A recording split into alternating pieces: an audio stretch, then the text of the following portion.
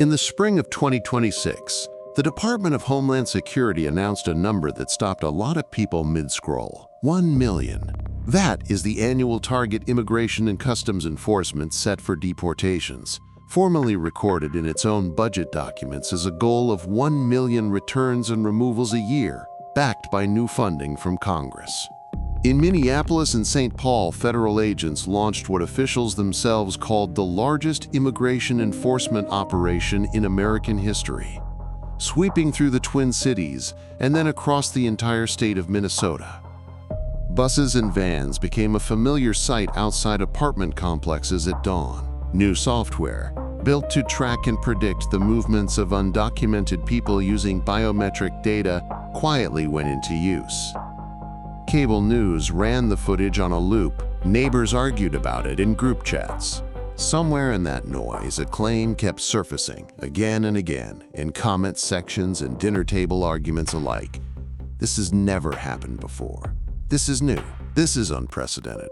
It is not. 72 years earlier, under a different president with a different name, and using buses that ran on gasoline instead of diesel, the United States government did almost exactly this. It gave the operation a name that newspapers printed without hesitation, a slur so casual it appeared in official government press releases. It put a retired Army general in charge of a civilian immigration agency and let him run it like a military campaign. And in a single summer, it moved more people across a border than almost any government action before or since. Nobody under the age of 80 remembers it happening. Almost nobody under 60 has ever heard of it happening.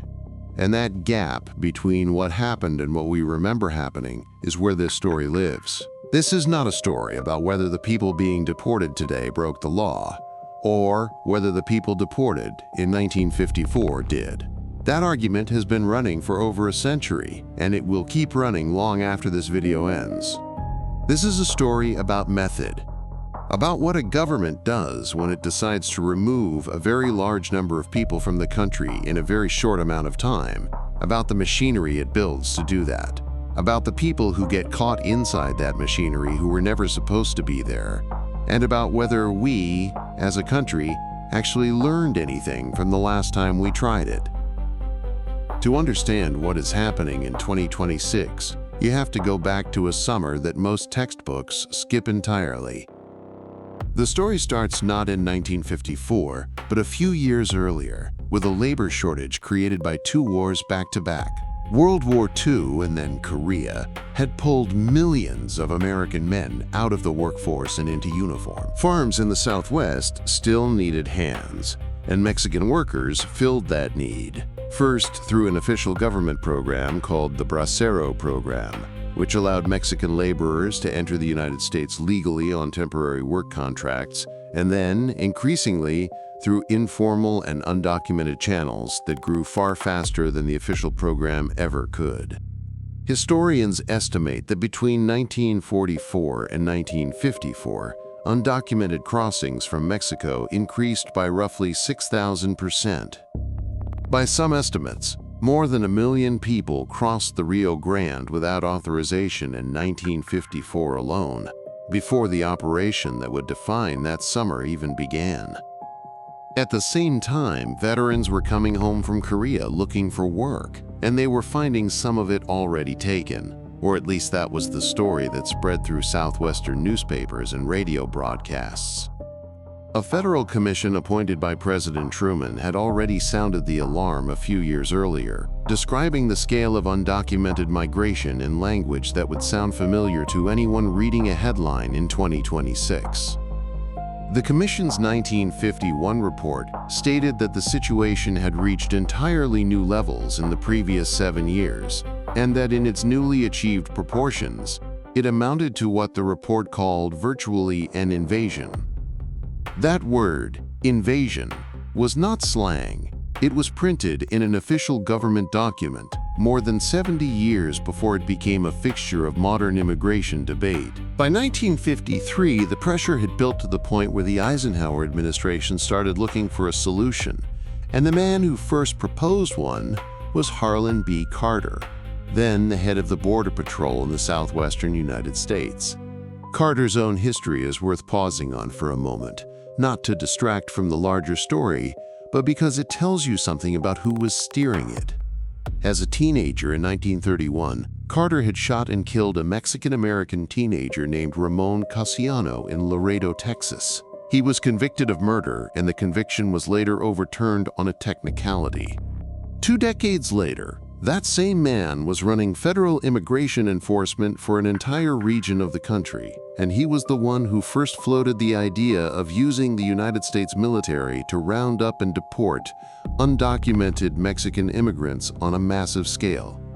The plan had a name, Operation Cloudburst, and it made it all the way to President Eisenhower's desk before it was rejected, not on moral grounds, but because the Posse Comitatus Act generally prohibits the use of the American military for domestic law enforcement. So Eisenhower did the next best thing. He appointed a man who had spent his entire career in the Army, Lieutenant General Joseph May Swing, to run the Immigration and Naturalization Service, the civilian agency that would later become part of what we now know as ICE. Swing was not a diplomat.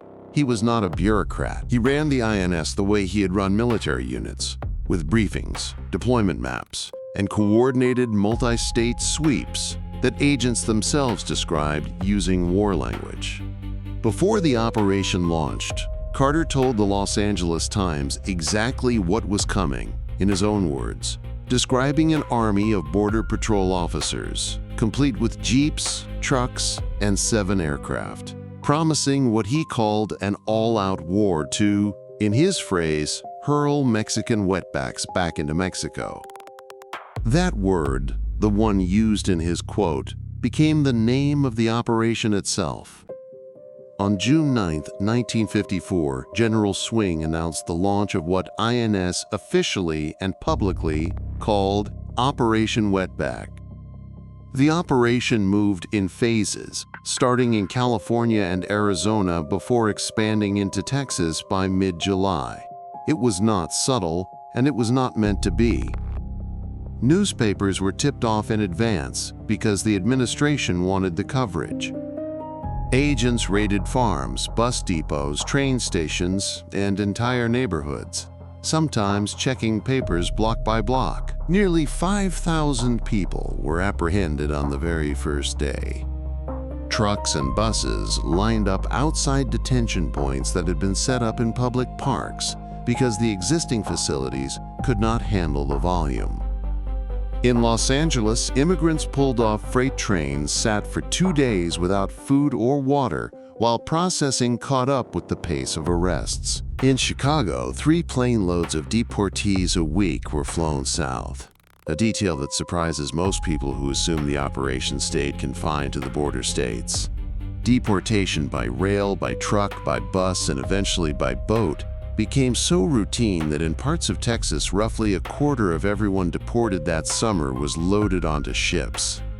Conditions on those boats were bad enough that observers at the time compared them to slave ships, citing overcrowding, heat, and a lack of basic sanitation. People died of sunstroke and disease while in federal custody, waiting to be returned to a country some of them barely remembered. The government's own numbers for how many people were removed that summer are, even now, contested. INS claimed at the time that over 1 million people were deported or left the country voluntarily under pressure in 1954 alone. Later historical analysis puts the number of formal deportations closer to 300,000, with hundreds of thousands more leaving on their own, often out of fear, before agents ever reached them. The gap between those 2 numbers is not a footnote. It tells you that even the government running the operation wasn't entirely sure or entirely honest about its own scale, and that inflated numbers were part of the strategy from the start, meant to project total control and to frighten people into leaving before they were caught. And this is the detail that tends to stop people cold when they hear it for the first time. Operation Wetback did not only target undocumented immigrants.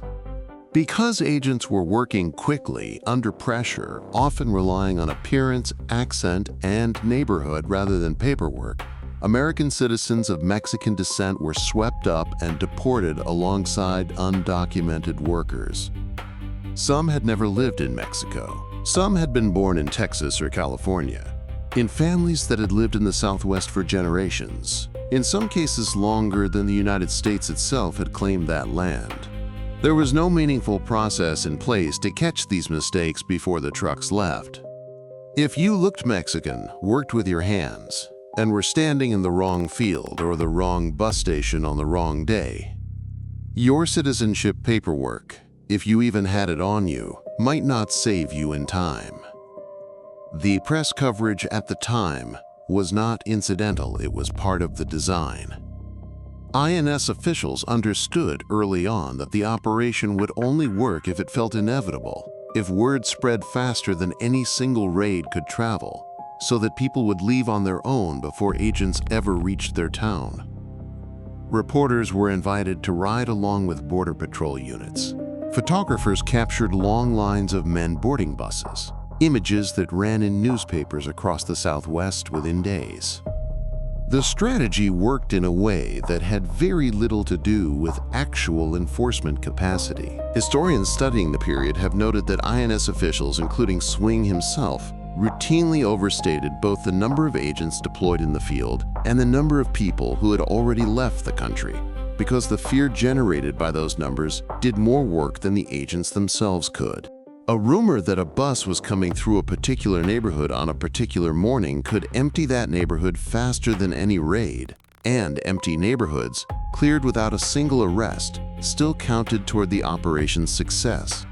Underneath all of it sat a program that rarely gets mentioned in the same breath as Operation Wetback, even though the two were operating at exactly the same time, often affecting the exact same families.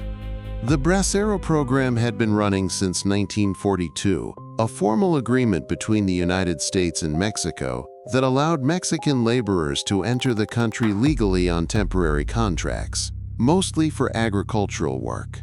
It was, by design, the legal front door standing right next to the enforcement operation, slamming the back door shut. Growers who relied on Bracero labor lobbied hard to make sure the crackdown targeted undocumented competition without disrupting their own legal workforce, and for the most part, they got what they wanted. Some of the very same farms that saw undocumented workers rounded up and deported that summer continued receiving legally contracted Mexican laborers within weeks, sometimes through the very same labor pipeline the undocumented workers had originally tried to join before deciding the legal channel was too slow, too limited, or simply unavailable to them. The operation, in other words, was never really about closing the door to Mexican labor. It was about deciding, on the government's terms, who got to walk through it and who did not. By the end of the summer, the operation had accomplished what it set out to do, at least on paper. Public pressure eased. Newspaper coverage of the invasion of undocumented workers quieted down. Politically, it was, in the short term, a success.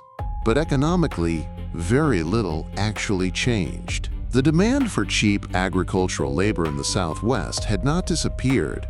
It had simply gone quiet for a season.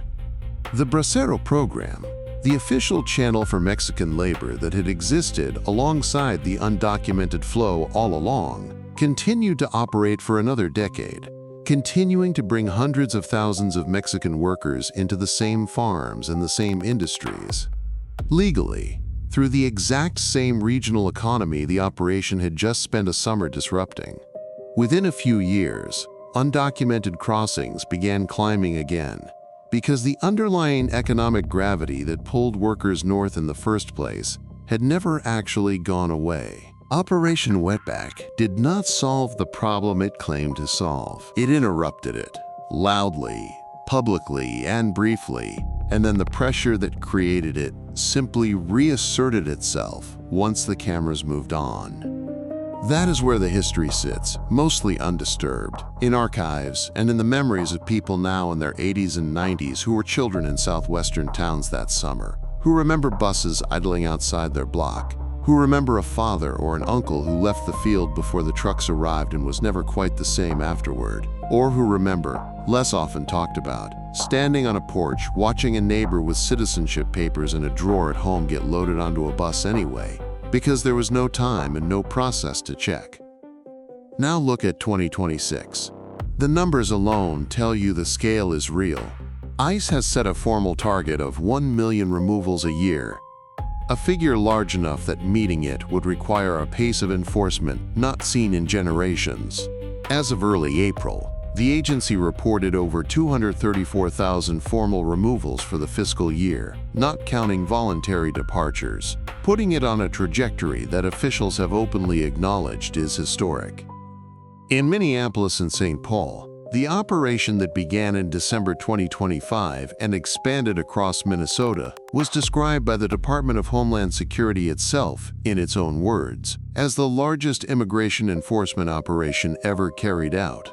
ICE Air, the network of charter flights used to move detainees, reported record numbers of removal flights in the spring of 2026, including new routes to countries most Americans could not find on a map.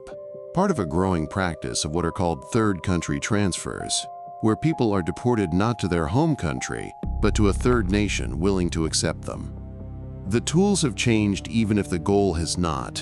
Where 1954 relied on jeeps, paper files, and agents checking accents and appearances block by block, 2026 relies in part on a system called Immigration OS, an AI-powered platform built to manage the entire life cycle of an enforcement case using predictive analysis, surveillance data, and biometric identification.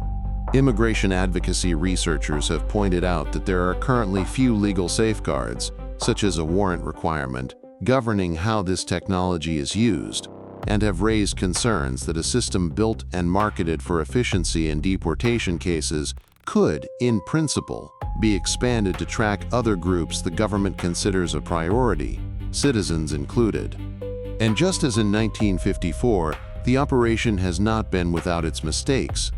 In one widely covered incident in Minneapolis, the arrests of two individuals, publicly named in press coverage as Renee Good and Alex Preddy, drew national attention after the encounter became heated. The Department of Homeland Security's leadership at the time went so far as to publicly describe one of them as a domestic terrorist attempting to incite chaos, a characterization that was disputed by observers on the ground and that intensified public backlash rather than easing it. In the aftermath, ICE reportedly shifted its public strategy away from large-scale, highly visible sweeps towards smaller, more targeted operations, a pattern that, whether intentional or not, tracks closely with what happened after the most controversial early weeks of Operation Wetback in 1954, when negative press coverage pushed the agency to make its public messaging more careful even as the underlying operation continued. Officials today, like officials in 1954, have made the case for scale using specific numbers designed to reassure the public that the people being removed deserve to be. A Department of Homeland Security spokesperson stated in the summer of 2026 that nearly 70% of ICE arrests involve individuals who have been charged with or convicted of a crime in the United States, and that more than 3 million people had left the country under the current enforcement push. Whether that framing holds up under closer scrutiny is a matter of ongoing debate among researchers and journalists, but the instinct behind it, the need for the government running a mass removal campaign to publicly justify its scale with hard numbers, is the same instinct that had General Swing's office telling reporters in 1954 that over 1 million people had been removed, a number that later historical analysis would significantly revise downward. Put the two side by side, and the shape is unmistakable. In both cases, a government facing public pressure over undocumented immigration responded not with a slow, case-by-case legal process, but with a large-scale, highly publicized operation designed to demonstrate control quickly. In both cases, a military background sat at the center of the agency running it, General Swing in 1954, a department that today folds ICE operations under increasingly militarized coordination and equipment in 2026. In both cases, the government leaned on inflated or contested numbers to signal strength to the public. In both cases, buses, planes, and increasingly complex transportation logistics became the visible symbol of the operation, whether it was 3 flights a week to Mexico in 1954 or charter routes to countries across 3 continents in 2026. And in both cases, the machinery, built for speed and volume, made mistakes that swept up people who were never supposed to be inside it. Whether that meant an American citizen with citizenship papers at home in 1954, or a case caught up in a viral, disputed arrest in 2026. The differences matter too, and it would be lazy to pretend they don't. The undocumented population in the United States today is vastly larger, more geographically spread out, and more economically embedded than it was in 1954, when the issue was concentrated almost entirely in a handful of southwestern states and in agricultural labor. The legal landscape has changed dramatically, with decades of court rulings, due process protections, and, as of this year, a Supreme Court decision that struck down an executive order attempting to end birthright citizenship, even as it handed the administration several other legal victories on immigration enforcement. And the technology gap is enormous. Biometric tracking, predictive software, and instant nationwide data sharing give a 2026 enforcement operation reach and precision that General Swing's agents, working from paper files and physical checkpoints, could never have imagined. Whether that precision reduces the kind of mistaken removals that defined 1954 or simply automates and scales them is one of the central questions this comparison raises, and it is not one this video is going to answer for you. There are 2 ways to look at all of this, and both of them are held by serious, reasonable people. The first way says, nothing has changed, and that is the problem. A retired Border Patrol chief who has spent decades studying enforcement history might put it plainly, arguing that every generation convinces itself its immigration crisis is unprecedented, right before repeating, almost move for move, the mistakes of the last one. He would point to Harlan Carter's own words in 1954, an all-out war, and note how closely that language echoes the war-footing rhetoric used in briefings today. He would point to the American citizens deported in 1954 and ask what safeguards exist in 2026 to guarantee that a predictive algorithm built for speed does not make the exact same category of error at a far larger scale. From this view, the tools have changed, but the underlying instinct, remove people fast, worry about the details later, has not, and a country that refuses to study its own history is doomed to keep paying for it, one summer at a time. The second way says, this comparison flatters the past and slanders the present. A Department of Homeland Security official making the case for the current operation would argue that 1954 was a chaotic, improvised sweep run by a general with no legal training, using appearance and accent as evidence, with essentially no data infrastructure to distinguish a citizen from an undocumented worker. Today's operation, they would argue, is built on biometric verification, court oversight, and targeting criteria that specifically prioritize individuals with criminal records, citing the statistic that nearly 70% of arrests involve people already charged or convicted of a crime. From this view, comparing a modern, data-driven enforcement operation to a chaotic mid-century sweep is not historical insight, it's a rhetorical trick, one that ignores real technological and legal progress in order to make a valid current policy debate sound like a repeat of a discredited past. Both of these positions are being argued right now by people who have looked closely at the same set of facts and drawn opposite conclusions. Neither of them is a straw man. Neither of them is stupid. And the honest answer is that the full picture, decades from now, when historians have the same distance from 2026 that we now have from 1954, will probably not fully vindicate either side. Push a little further into each argument, and the disagreement gets sharper, not softer. Someone making the historical warning would ask why, if the tools are so much better now? The same category of mistake, an operation moving too fast for its own paperwork to keep up, still shows up in the headlines, just in a different form. A disputed arrest instead of a wrongly deported citizen. A predictive algorithm flagging the wrong name instead of an agent misreading an accent. They would argue that better technology does not automatically mean better judgment, and that a government under pressure to hit a number, whether that number is 1 million removals or a headline about restoring order, will always be tempted to treat speed as success. The same temptation that shaped Operation Wetback from its first week. Someone defending the current approach would push back just as hard, arguing that comparing a modern operation constrained by federal courts by a Supreme Court that has already struck down at least one executive overreach this year, and by data systems built around documented criminal history, to a 1950s campaign run almost entirely on visual profiling and improvisation, understates just how far the legal and technical guardrails have actually come.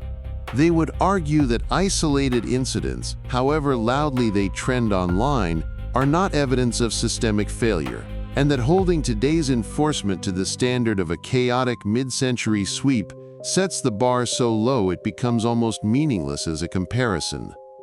From this side, the past is not a warning so much as a low bar that the present has already cleared. Here is what we do know, sitting where we are right now, in the middle of it, without the benefit of that distance. We know that in the summer of 1954, a government moved a very large number of people across a border very quickly, using language about invasion and war that felt urgent and justified to the people who used it at the time. We know that some of the people caught in that machinery were never supposed to be there, and that no one fully accounted for that afterward. We know that the operation that summer did not permanently solve the underlying pressure that created it, because the pressure was economic, and economics does not respond to a single summer of enforcement. And we know that almost none of this is taught, remembered, or referenced today, even as very similar language, very similar numbers, and a very similar sense of urgency define a new operation happening right now, in real time, in cities across the country. If you are watching this and you are old enough to remember a grandparent or a great-uncle who never talked about a summer sometime in the 50s, who changed the subject when a bus drove by, who kept a folder of old citizenship papers somewhere safe for the rest of his life just in case, this is the story those silences were pointing toward. And if you are watching this because a headline about a 1 million person deportation target caught your attention this year, because you have an opinion about whether it is overdue or overreaching, this is the story that came before your headline, whether anyone told you about it or not. There is a particular kind of quiet that shows up in family histories like this one, the kind where nobody sits a grandchild down and explains what happened, but where a habit survives anyway. A folder kept in a drawer, a story that gets half told and then dropped, a wariness around a knock at the door that never fully goes away even decades later. Most families who lived through 1954 never turned it into a story at all. It just became a way of moving through the world, quietly, without ever being named. That is often how history like this survives, not in textbooks, but in habits nobody bothers to explain. Because the people who lived it assumed everyone already understood, and the people who came after never thought to ask. So here is the question, and it is the only one that matters, and we are not going to answer it for you. 72 years ago, the United States tried to solve a very large, very real problem with speed, scale, and force. And the honest historical record says it did not work, not in the way it was promised to. Today, with better technology, tighter legal frameworks, and a very different scale of ambition, the country is trying something that looks, from a certain angle, remarkably similar. Did we learn from what happened in 1954, or are we simply running the same operation again with better cameras and a different name? The people versus two sides. One story. You decide.